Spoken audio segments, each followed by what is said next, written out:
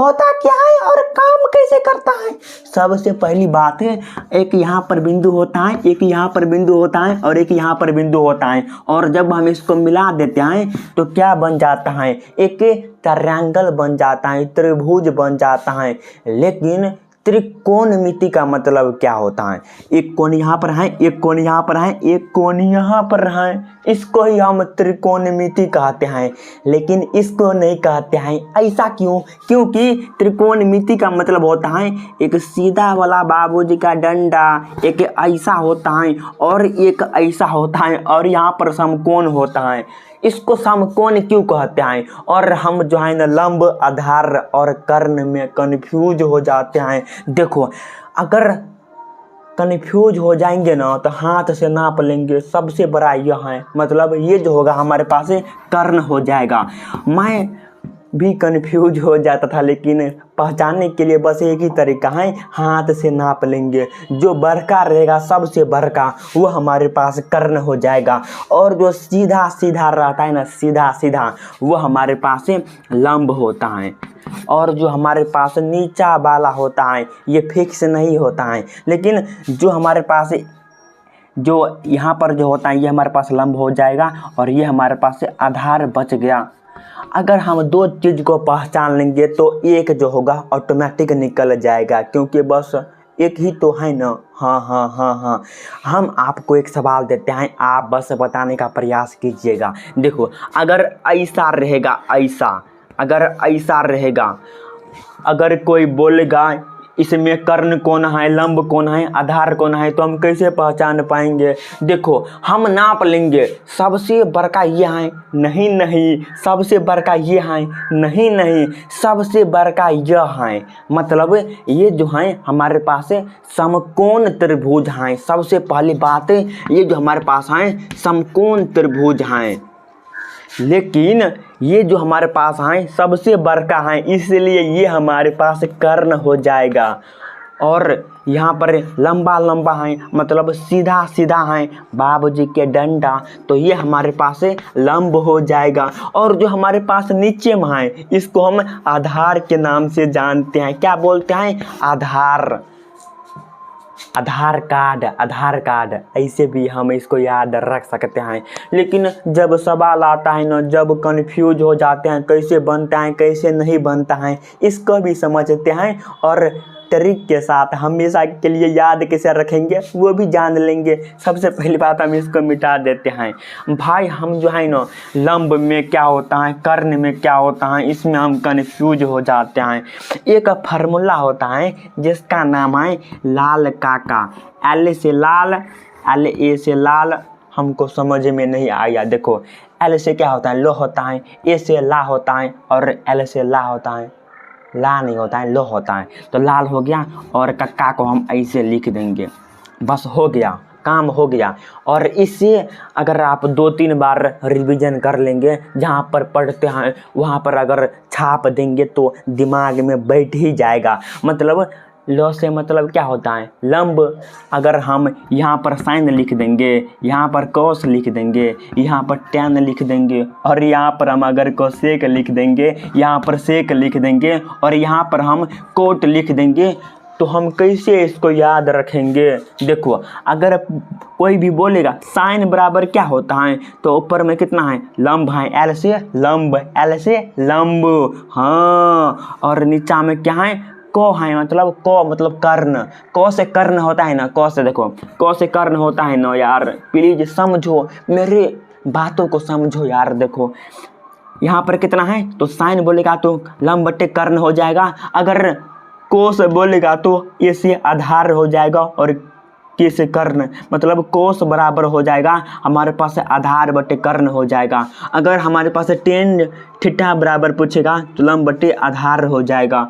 उल्टा इसको हम कर सकते हैं, अगर कोसेक बराबर पूछेगा तो कर्ण बटे लंब हो जाएगा, सेक बराबर कर्ण बटे आधार हो जाएगा, कोट बराबर आधार बटे लंब हो जाएगा। कहने का मतलब, अगर उल्टा पूछेगा तो ही कर देंगे, अगर सीधा सीधे पूछेंगे तो ऊपर से नीचा जाएंगे, अगर उल्टा तो नीचा से ऊपर जाएंगे।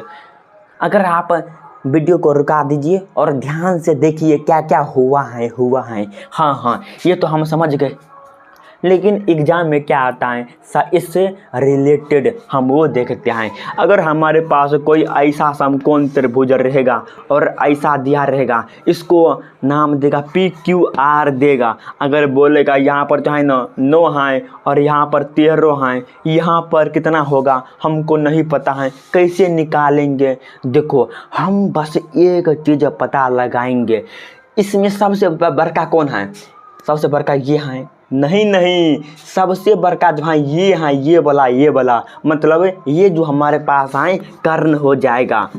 अगर हम पहचान लेंगे ना तो आधा हम आराम से बना ही लिए हुए हैं, क्योंकि बस पहचानना होता है कौन कर्ण होता है कौन लंब होता है। अगर आप ये पहचान लिए हैं तो छब्बास। हाँ, अब आगे बढ़ते हैं, थोड़ा मोड़ा आगे बढ़ते हैं।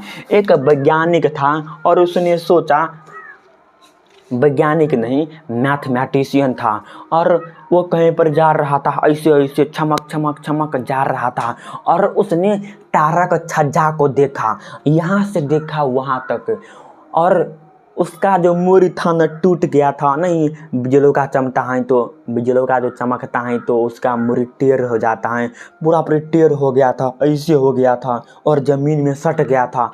उसने देखा अब यार ये जो हमारे पास 9 सेंटीमीटर रहेगा और ये हमारे पास 13 सेंटीमीटर रहेगा, तो हम कैसे निकाल पाएंगे? ये जो है कितना बड़ा ये जो है कैसे निकाल पाएंगे? मतलब मान के चलिए यहाँ पर है ऐसा तारक छज्जा हो गया था और ये हमारे पास 9 सेंटीमीटर और ये 13 सेंटीमीटर। उसने बोला ये जो हमारे पास इतना बड़का, इसको हम कैसे